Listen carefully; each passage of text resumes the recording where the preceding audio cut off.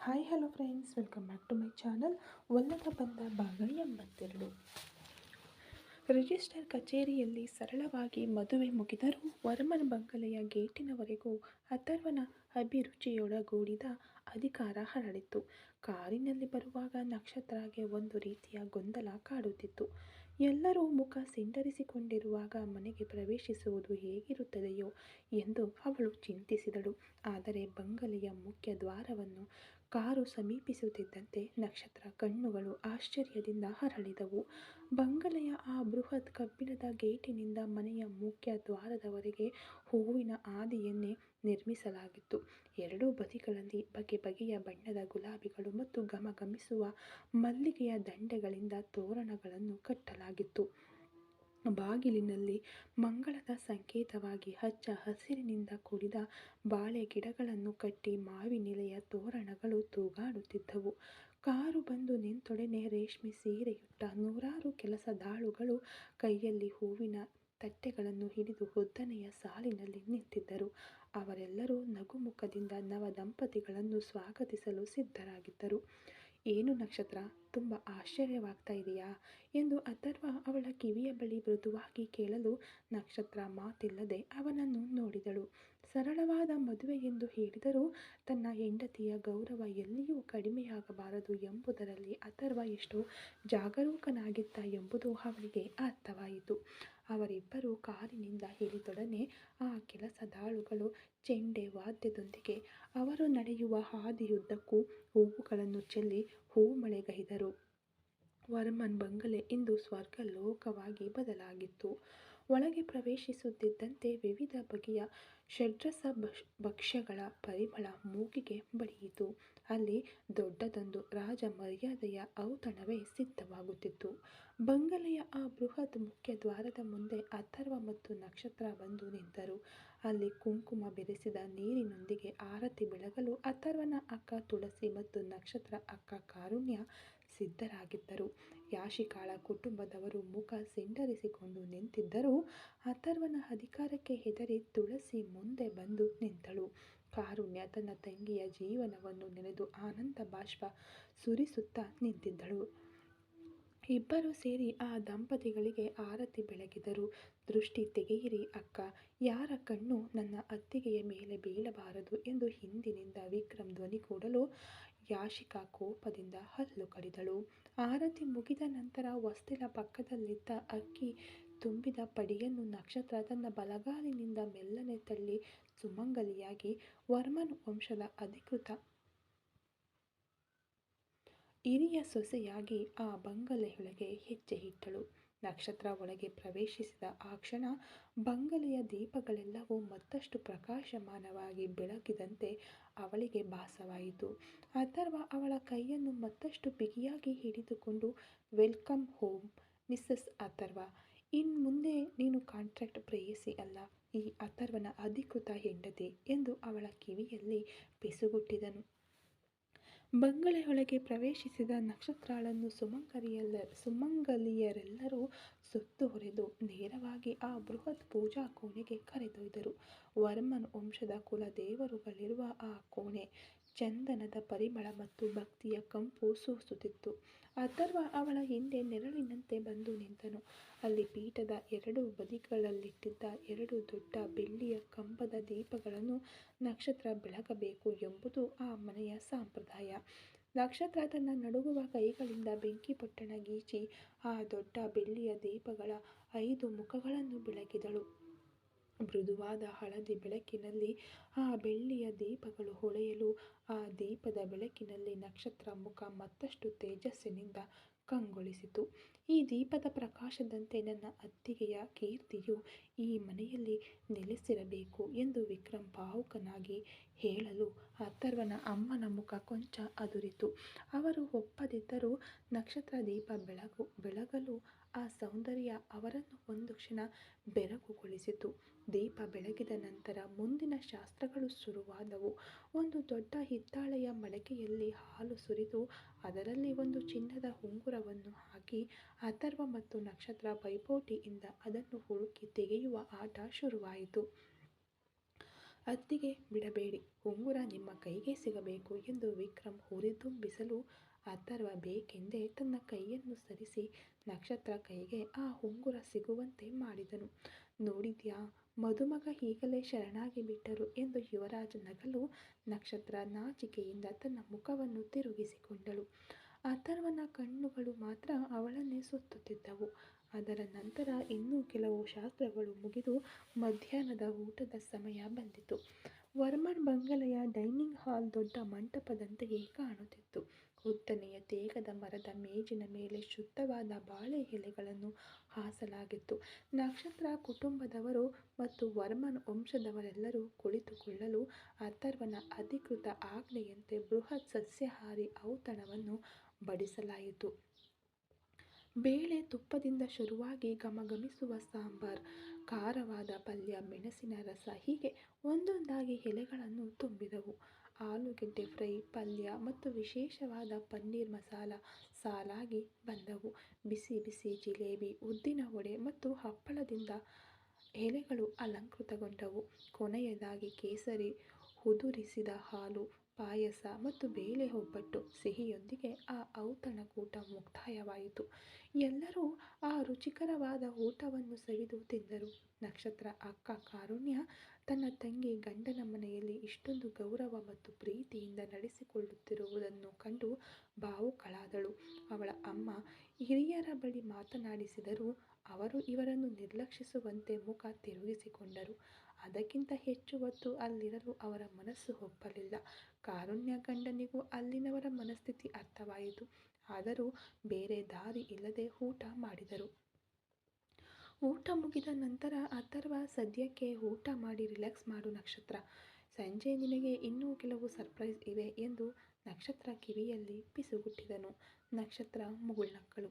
ಅದೇ ಸಮಯ ದೂರದಲ್ಲಿ ಕುಳಿತಿದ್ದ ಯಾಶಿಕಾಗೆ ಒಂದು ತುತ್ತು ಅನ್ನವು ಗಂಟಲಿಗಿಳಿಯದೆ ನಕ್ಷತ್ರಾಳ ಆ ಕಳೆಯನ್ನೇ ನೋಡಿ ಹೊಟ್ಟೆ ಕಿಚ್ಚಿನಿಂದ ಬೇಯುತ್ತಿದ್ದಳು. ತನಗೆ ಸಿಗಬೇಕಿದ್ದ ಆ ರಾಜಮರ್ಯಾದೆ ಇಂದು ಒಬ್ಬ ಸಾಮಾನ್ಯ ಹುಡುಗಿಗೆ ಸಿಗುತ್ತಿರುವುದನ್ನು ಕಂಡು ಯಾಶಿಕಾಳ ಮನಸ್ಸು ಕುದಿಯುತ್ತಿತ್ತು. ಮಧ್ಯಾಹ್ನದ ಊಟದ ನಂತರ ಸಂಬಂಧಿಕರೆಲ್ಲರೂ ತಮ್ಮ ಕೋಣೆಯಲ್ಲಿ ವಿಶ್ರಾಂತಿ ಪಡೆಯುತ್ತಿರಲು ಅಥರ್ವ ಮತ್ತು ನಕ್ಷತ್ರ ಮಹಡಿಯಲ್ಲಿರುವ ಆ ವಿಶಾಲವಾದ ಹಾಲ್ಗೆ ಬಂದರು. ಆ ಹಾಲ್ ಇಂದು ಅರಮನೆಯ ಕೋಣೆಯಂತೆಯೇ ಕಂಗೊಳಿಸುತ್ತಿತ್ತು. ಅಲ್ಲಿದ್ದ ಬೆಲೆ ಬಾಳುವ ವೆಲ್ವೆಟ್ ಸೋಫಾದ ಮೇಲೆ ಇಬ್ಬರು ಕುಳಿತರು. ಕಿಟಕಿಯ ಮೂಲಕ ಬರುತ್ತಿದ್ದ ತಂಗಾಳಿ ನಕ್ಷತ್ರ ಕೂದಲನ್ನು ಚದುರಿಸಲು ಅಥರ್ವ ಅವಳನ್ನು ಆಳವಾಗಿ ನೋಡಿದನು. ಏನು ನಕ್ಷತ್ರ, ಇನ್ನೂ ಕನಸಿನಂತೆಯೇ ಇದೆಯಾ ಅಥವಾ ನಿಜವೆಂದು ನಂಬಿದೆಯಾ ಎಂದು ಅಥರ್ವ ಅವಳ ಕೈಯನ್ನು ಮೃದುವಾಗಿ ಹಿಡಿದು ಕೇಳಿದನು. ನಕ್ಷತ್ರ ಒಂದು ನಿಟ್ಟುಸಿರು ಬಿಟ್ಟು ಅವನ ಭುಜದ ಮೇಲೆ ತಲೆಯೊರಗಿಸಿದಳು. ನಿಜವಾಗಿಯೂ ಇದೊಂದು ಸುಂದರವಾದ ಸತ್ಯ ಮಾವ. ಆದರೆ ಎಲ್ಲರೂ ನಮ್ಮನ್ನು ನೋಡುವ ದೃಷ್ಟಿಯೇ ನನಗೆ ಒಂಥರ ಅನ್ನಿಸ್ತಿದೆ. ಅತ್ತೆ ಇನ್ನೂ ನನ್ನ ಮೇಲೆ ಕೋಪಗೊಂಡಿದ್ದಾರಲ್ವಾ ಎಂದು ಚಿಂತೆಯಿಂದ ಕೇಳಿದಳು. ಅಥರ್ವ ಅವಳ ಕೆನ್ನೆಯನ್ನು ಮೃದುವಾಗಿ ಸವರಿದನು. ಅವರ ಬಗ್ಗೆ ನೀನು ಚಿಂತಿಸಬೇಡ ನಕ್ಷತ್ರ. ಅವರು ಕಾಲಕ್ರಮೇಣ ಬದಲಾಗುತ್ತಾರೆ. ಈ ಪ್ರಪಂಚವೇ ಎದುರು ನಿಂತರೂ ನಾನು ನಿನ್ನ ಕೈ ಹಿಡಿಯುತ್ತಿದ್ದೇನೆ. ಅದು ನಿನಗೆ ಸಾಲದಾ ಎಂದು ಅವನು ಹೇಳಲು ನಕ್ಷತ್ರ ಮುಖದಲ್ಲಿ ಮೃದುವಾದ ನಗು ಹರಳಿತು. ಸಾಕು ಮಾವ, ಈ ಒಂದು ಜನ್ಮ ಪೂರ್ತಿ ನಿಮ್ಮ ನೆರಳಿನಲ್ಲೇ ಬದುಕಿಡಬೇಕು ಅನ್ನಿಸ್ತಿದೆ ಎಂದು ನಕ್ಷತ್ರ ಹೇಳಲು ಅಥರ್ವ ಅವಳನ್ನು ಮತ್ತಷ್ಟು ಹತ್ತಿರಕ್ಕೆ ಅಪ್ಪಿಕೊಂಡನು. ಅವಳ ಹಣೆಯ ಮೇಲೆ ಮುತ್ತಿಡಲು ಅವನು ಬಾಗಿದ ಆ ಸುಂದರ ಕ್ಷಣದಲ್ಲಿ, ಏನು, ಇನ್ನೂ ಹಗಲು ಬೆಳಕು ಕೂಡ ಮಾಸಿಲ್ಲ, ಅಷ್ಟರಲ್ಲೇ ಇಲ್ಲಿ ಏನು ಮುದ್ದಾಟ ಬೇಕಾಗಿದೆ ಎಂಬ ಕಠಿಣ ಧ್ವನಿಯೊಂದು ಆ ಹಾಲ್ನ ಮೌನವನ್ನು ಸೀಳಿತು. ಇಬ್ಬರು ಬೆಚ್ಚಿಬಿದ್ದು ದೂರ ಸರಿದು ನೋಡಿದರು. ಅಲ್ಲಿ ನಿಂತಿದ್ದುದು ಅಥರ್ವನ ದೊಡ್ಡಮ್ಮ. ಕೈಯಲ್ಲಿ ಒಂದು ಹಣ್ಣಿನ ತಟ್ಟೆಯೊಂದಿಗೆ ಮುಖದಲ್ಲಿ ಸ್ಪಷ್ಟವಾದ ದ್ವೇಷವನ್ನು ತೋರುತ್ತಾ ನಿಂತಿದ್ದರು. ದೊಡ್ಡಮ್ಮ, ನೀವೀಗ ಇಲ್ಲಿಗೆ ಯಾಕೆ ಬಂದ್ರಿ ಎಂದು ಅಥರ್ವ ಕೊಂಚ ಕಿರಿಕಿರಿಯಿಂದ ಕೇಳಿದನು. ಯಾಕೋ ಹೊಸದಾಗಿ ಯಾಕೆ ಬಂದ್ರಿ ಅಂತ ಕೇಳ್ತಿದ್ದೀಯಾ ಅಥರ್ವ, ನಿನಗೆ ಸ್ವಲ್ಪವೂ ಬುದ್ಧಿ ಇಲ್ವಾ? ಇನ್ನೂ ಶಾಂತಿ ಮುಹೂರ್ತ ಅಂದರೆ ಫಸ್ಟ್ ನೈಟ್ ಕೂಡ ಮುಗಿದಿಲ್ಲ. ಅಷ್ಟರಲ್ಲೇ ಹೀಗೆ ಹುಡುಗಿಯ ಜೊತೆ ಅಂಟಿಕೊಂಡು ಕೂರುವುದು ನಮ್ಮ ಪದ್ಧತಿಯೇನಾ ಎಂದು ಅವರು ವಿಷ ಕಾರಿದರು. ನಕ್ಷತ್ರ ಎದುರಿ ಎದ್ದು ನಿಂತಳು. ಇಲ್ಲ ದೊಡ್ಡತ್ತೆ, ನಾವು ಸುಮ್ಮನೆ ಮಾತನಾಡ್ತಾ ಇದ್ವಿ ಅಷ್ಟೇ ಎಂದು ಅವಳು ತಡಬಡಾಯಿಸಿದಳು. ಮಾತನಾಡೋಕೆ ಅಂತಲೇ ಒಬ್ಬ ಹುಡುಗಿಗೆ ಇಷ್ಟು ಅವಸರವಾಗಿ ತಾಳಿ ಕಟ್ಟಿ ಕರ್ಕೊಂಡು ಬಂದ್ಯಾ ಅಥರ್ವ? ಇದಕ್ಕೆಲ್ಲ ಒಂದು ಸಮಯ ಕಾಲ ಅಂತ ಇರುತ್ತೆ ಎಂದವರು. ನಕ್ಷತ್ರ, ನೀನೀಗಲೇ ಇಲ್ಲಿಂದ ಹೊರಟು ನಿನ್ನ ಅಕ್ಕನ ಕೋಣೆಗೆ ಹೋಗು. ರಾತ್ರಿಯವರೆಗೂ ಇವನ ಕಣ್ಣಿಗೆ ನೀನು ಬೀಳಬಾರದು, ಅರ್ಥವಾಯ್ತಾ ಎಂದು ಅವರು ಗದರಿದರು. ಅಥರ್ವ ಏನೋ ಮಾತನಾಡಲು ಯತ್ನಿಸಲು ಅವನ ದೊಡ್ಡಮ್ಮ ಅವನನ್ನು ತಡೆದರು. ನನ್ನನ್ನೆದುರಿಸಿ ಮಾತನಾಡಬೇಡ ಅಥರ್ವ. ಈ ಮನೆಯ ಹಿರಿಯವಳಾಗಿ ನಾನು ಹೇಳ್ತಿದ್ದೀನಿ. ಶಾಸ್ತ್ರ ಅಂತ ಒಂದಿದೆ, ಅದನ್ನು ಮೀರಿದರೆ ಆಮೇಲೆ ನಿಮ್ಮ ಜೀವನದಲ್ಲಿ ಒಳ್ಳೆಯದಾಗುವುದಿಲ್ಲ ಎಂದು ಒಂದು ಅಪಶಕುನದ ಮಾತನ್ನು ಎಸೆದರು. ನಕ್ಷತ್ರ ಕಣ್ತುಂಬಿಕೊಂಡು ಅಥರ್ವನನ್ನು ನೋಡಿದಳು. ಅಥರ್ವ ಕೋಪವನ್ನು ನಿಯಂತ್ರಿಸಿಕೊಂಡು, ಸರಿ ನಕ್ಷತ್ರ, ನೀನು ಹೋಗು, ನಾನು ಫೋನ್ ಮಾಡ್ತೀನಿ ಎಂದು ಮೆಲ್ಲನೆ ಹೇಳಿದನು. ಅವನ ದೊಡ್ಡಮ್ಮ ಒಂದು ವಿಕೃತ ನಗುವಿನೊಂದಿಗೆ ನಕ್ಷತ್ರಾಳನ್ನು ಓಡಿಸುವಂತೆ ನೋಡುತ್ತಿದ್ದರು. ಅವರಿಬ್ಬರನ್ನು ಬೇರ್ಪಡಿಸಲು ಅವರು ಮಾಡಿದ ಆ ಸಣ್ಣ ತಂತ್ರ ತಾತ್ಕಾಲಿಕವಾಗಿ ಯಶಸ್ವಿಯಾಯಿತು.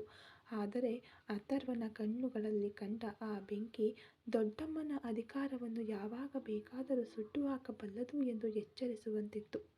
ಅದೇ ವೇಳೆಯಲ್ಲಿ ಹಾಲ್ನಲ್ಲಿ ನಿಂತಿದ್ದ ಯಾಶಿಕಾಳ ಕಣ್ಣುಗಳು ಕೆಂಪಾಗಿದ್ದವು. ಅವಳ ಸ್ಥಾನವನ್ನು ಕಸಿದುಕೊಂಡ ಆ ನಕ್ಷತ್ರ ಈಗ ಆ ಬಂಗಲೆಯ ಮಹಾರಾಣಿಯಂತೆ ಓಡಾಡುವುದನ್ನು ಅವಳಿಗೆ ಅರಗಿಸಿಕೊಳ್ಳಲಾಗಲಿಲ್ಲ. ಯುವರಾಜ್ ಅವಳ ಬಳಿ ಬಂದು, ಏನು ಯಾಶಿಕಾ, ಹೊಟ್ಟೆ ಉರಿತಾ ಇದೆಯಾ? ಇನ್ನು ಮುಂದೆ ನೀನು ಆ ಕಡೆ ತಲೆಯಿಟ್ಟು ಮಲಗಲು ನಿನಗೆ ಅನುಮತಿ ಇಲ್ಲ. ಮರ್ಯಾದೆಯಿಂದ ನಿನ್ನ ಕೆಲಸ ನೋಡು ಎಂದು ವ್ಯಂಗ್ಯವಾಗಿ ಹೇಳಿ ಹೊರಟನು. ಮತ್ತೊಂದೆಡೆ ಅಥರ್ವನ ಅಮ್ಮ ಇನ್ನೂ ಆ ಗಾಲಿ ಕುರ್ಚಿಯಲ್ಲಿ ಕುಳಿತು ಏನನ್ನೋ ಶೂನ್ಯವಾಗಿ ನೋಡುತ್ತಿದ್ದರು.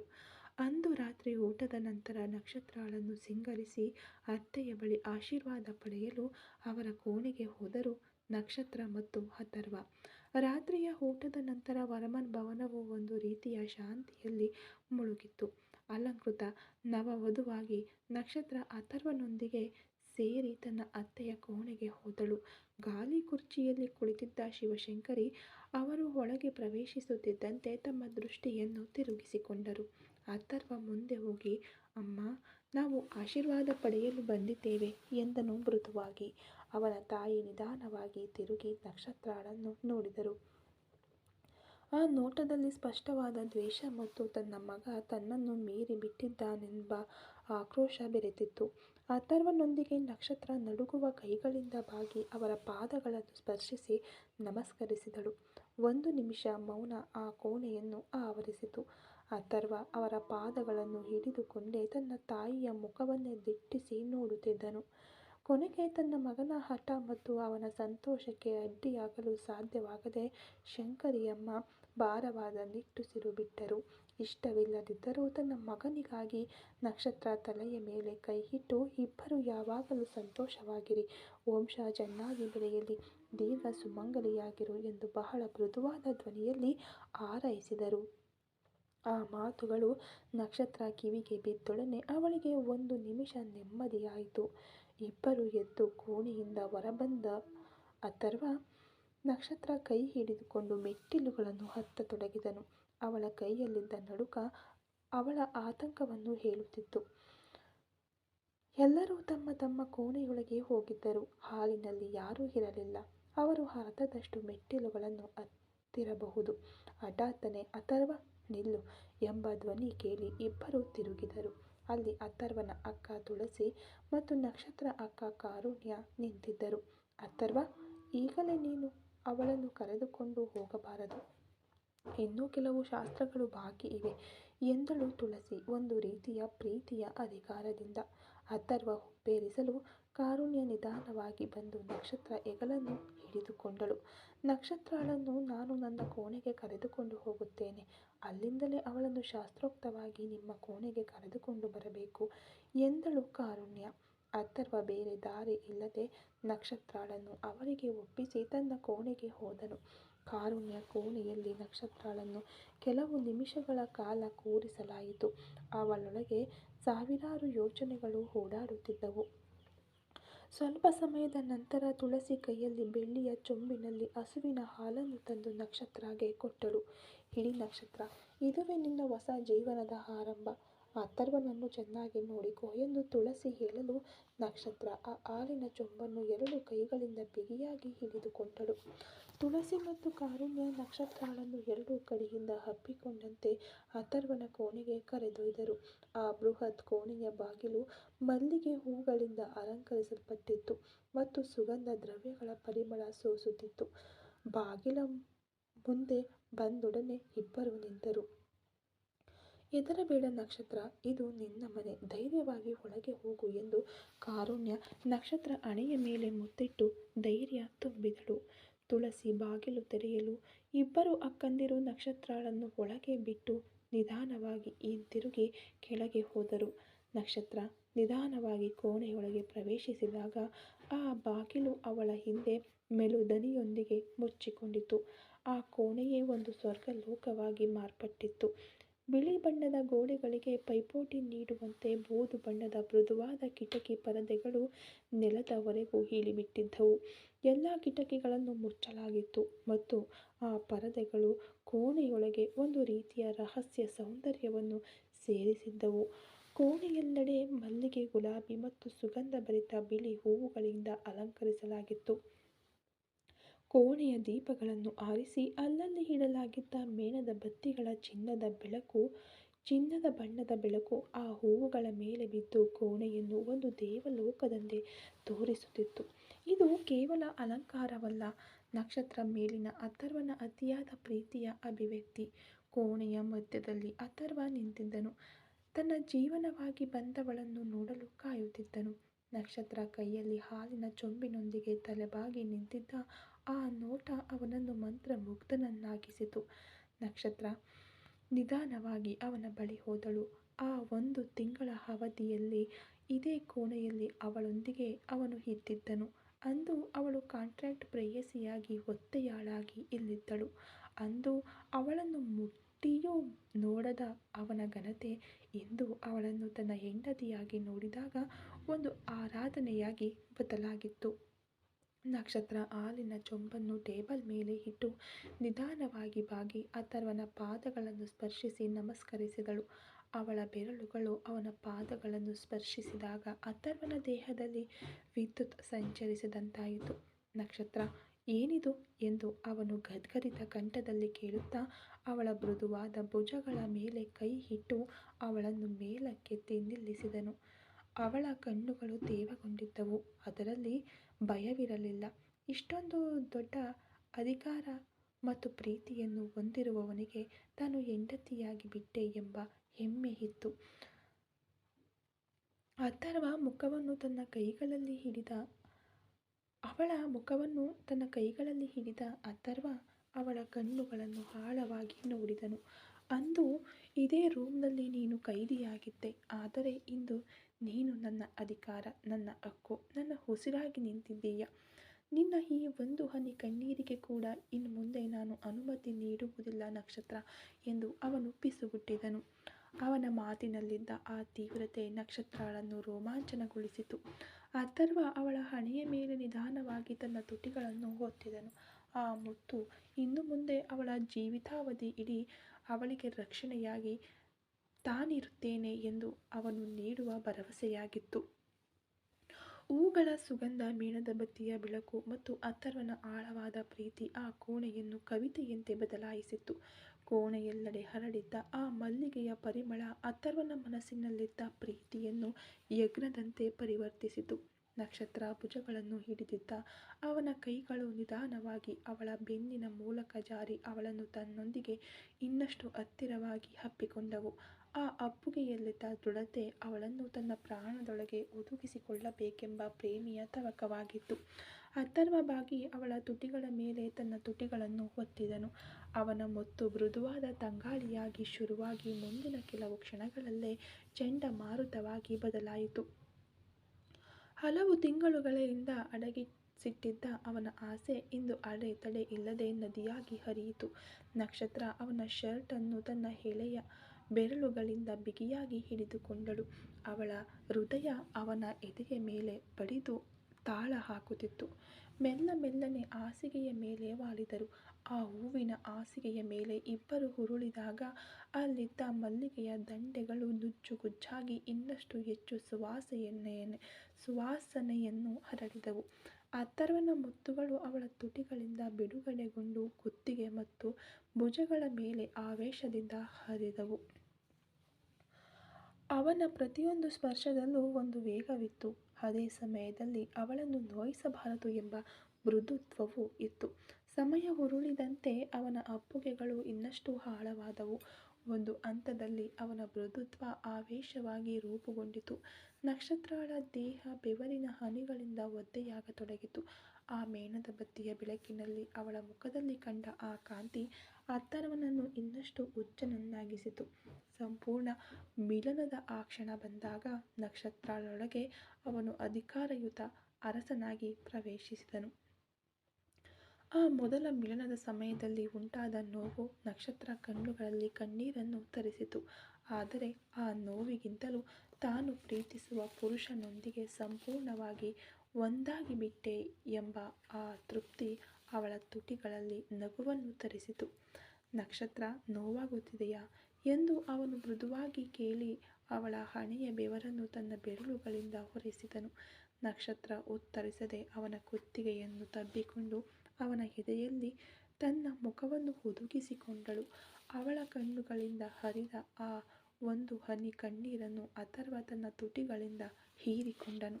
ಅದು ನೋವಿನಿಂದ ಬಂದ ಕಣ್ಣೀರಲ್ಲ, ಹೆಣ್ಣೊಬ್ಬಳ ಸಂಪೂರ್ಣ ಶರಣಾಗತಿಯಿಂದ ಬಂದ ಆನಂದ ಬಾಷ್ಪ. ಮತ್ತೆ ಅಥರ್ವನ ಆವೇಶಭರಿತ ಅಪ್ಪುಗೆಗಳಲ್ಲಿ ನಕ್ಷತ್ರ ಒಂದು ಮೃದುವಾದ ಬಳ್ಳಿಯಂತೆ ಅವನ ವಶವಾಗಿದ್ದಳು. ಅವನ ಪ್ರತಿಯೊಂದು ಚಲನೆಯೂ ಅವಳೊಳಗೆ ಒಂದು ಹೊಸ ಪ್ರಪಂಚವನ್ನು ತೆರೆದು ತೋರಿಸಿತು. ಆ ಪರಾಕಾಷ್ಠೆಯ ಕ್ಷಣವನ್ನು ಸಮೀಪಿಸುತ್ತಿದ್ದಂತೆ ಅಥರ್ವ ಅವಳ ಎರಡು ಮೃದುವಾದ ಕೈಗಳನ್ನು ಬೆಸೆದು ಹಿಡಿದು ಹಾಸಿಗೆಯ ಮೇಲಿಟ್ಟು ತನ್ನ ಬಲವಾದ ಕೈಗಳಿಂದ ಬಂಧಿಸಿದನು. ಅವಳ ಕೈಗಳು ಅವನ ಹಿಡಿತದಲ್ಲಿ ಬಂಧಿಯಾಗಿದ್ದಾಗ ನಕ್ಷತ್ರ ಹೃದಯ ತನ್ನ ವೇಗದ ಮಿತಿಯನ್ನು ತಲುಪಿತು. ಅಥರ್ವನ ಕಣ್ಣುಗಳು ಪ್ರೀತಿ ಮತ್ತು ಆಸೆಯಿಂದ ಕೆಂಪಾಗಿದ್ದವು. ಅವನ ಉಸಿರಾಟ ಅವಳ ಮುಖದ ಮೇಲೆ ಬಿಸಿಯಾಗಿ ತಾಗುತ್ತಿತ್ತು. ಆ ಒಂದು ಕ್ಷಣ ಕಾಲವೇ ಹೆಪ್ಪುಗಟ್ಟಲು ಅವನು ತನ್ನ ಮೊದಲ ಜೀವಜಲವನ್ನು ಅವಳೊಳಗೆ ಸಂಪೂರ್ಣವಾಗಿ ಹರಿಸುತ್ತಾ ಅವಳನ್ನು ತನ್ನ ವಶಪಡಿಸಿಕೊಂಡನು. ಆ ಪರಮಾನಂದದ ಕಂಪನದಲ್ಲಿ ನಕ್ಷತ್ರ ತನ್ನ ಕಣ್ಣುಗಳನ್ನು ಬಿಗಿಯಾಗಿ ಮುಚ್ಚಿಕೊಂಡಳು. ಅವಳ ಕಿಬ್ಬೊಟ್ಟೆಯಲ್ಲಿ ಸಣ್ಣದೊಂದು ನೋವು, ಅದರ ಬೆನ್ನಲ್ಲೇ ಒಂದು ವಿವರಿಸಲಾಗದ ತೃಪ್ತಿ ಆವರಿಸಿತು. ಅವನ ಸಂಪೂರ್ಣ ಭಾರವನ್ನು ತನ್ನ ಮೇಲೆ ಹೊತ್ತು ಒಂದು ಮುಗುಳ್ನಗುವಿನೊಂದಿಗೆ ಅವಳು ಅವನನ್ನು ಸ್ವೀಕರಿಸಿದಳು. ಮುಂದಿನ ಕೆಲವು ಸೆಕೆಂಡುಗಳಲ್ಲಿ ಆ ವೇಗ ತಗ್ಗಿ ಒಂದು ಶಾಂತಿ ನೆಲೆಸಿತು. ಆವೇಶದಿಂದ ವರ್ತಿಸಿದ್ದ ಅಥರ್ವ ಈಗ ಮಗುವಿನಂತೆ ಅವಳ ಎದೆಯ ಮೇಲೆ ಹಾಗೆಯೇ ಒರಗಿ ಮಲಗಿದ್ದನು. ಅವನ ಹಣೆ ಮತ್ತು ದೇಹದ ಮೇಲೆ ಮೂಡಿದ್ದ ಬೆವರಿನ ಹನಿಗಳು ಅವಳ ದೇಹಕ್ಕೆ ಅಂಟಿಕೊಂಡವು. ಇಬ್ಬರ ಹೃದಯ ಬಡಿತವೂ ಈಗ ಒಂದೇ ಸಮನೆ ಕೇಳಿಸತೊಡಗಿತು.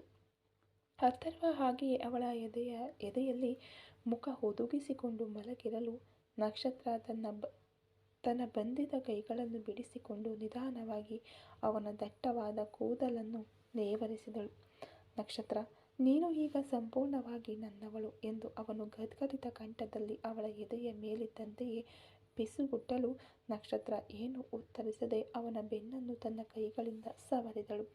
ಆ ಮೌನ ಸಾವಿರ ಕವಿತೆಗಳನ್ನು ಹೇಳಿತು. ಹೂಗಳು ಕಮರಿ ಬಿದ್ದಿರಲು ಆ ಕೋಣೆಯ ಕತ್ತಲಿನಲ್ಲಿ ಅವರ ಪ್ರೀತಿ ಮಾತ್ರ ಮಂಕಾಗದ ಬೆಳಕಾಗಿ ಕಂಗೊಳಿಸಿತು. ಆ ರಾತ್ರಿಯಿಡೀ ಮಲ್ಲಿಗೆ ಹೂವುಗಳು ಚೆದುರಿ ಬಿದ್ದಿರಲು ಅವರಿಬ್ಬರ ಉಸಿರಾಟವು ಒಂದರಲ್ಲೊಂದು ಬೆರೆತು ಹೊಸ ರಾಗವನ್ನು ನುಡಿಸಿತು. ಅಥರ್ವನ ಅಪಾರ ಪ್ರೀತಿ ಮತ್ತು ನಕ್ಷತ್ರಳ ಮೌನವಾದ ಸಮರ್ಪಣೆ ಆ ಕೋಣೆಯನ್ನು ಸ್ವರ್ಗಲೋಕವನ್ನಾಗಿ ಬದಲಾಯಿಸಿತ್ತು. ಮುಂಜಾನೆಯವರೆಗೂ ಆ ಕೋಣೆಯ ಮೇಣದ ಬತ್ತಿಗಳು ಉರಿಯದಿದ್ದರೂ ಅವರ ಪ್ರೇಮದ ದೀಪ ಆರದೇ ಉರಿಯುತ್ತಿತ್ತು. ಈ ಕಥೆ ಇನ್ನು ಮುಂದುವರಿಯುವುದು.